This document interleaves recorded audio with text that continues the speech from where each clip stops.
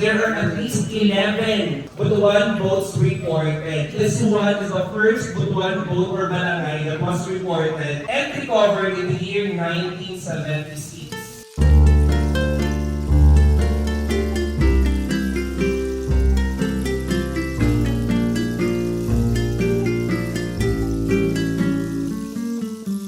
There are at least 11 Butuan boats reported. The number, Butuan Boat 1, the number, it represents the sequence of report.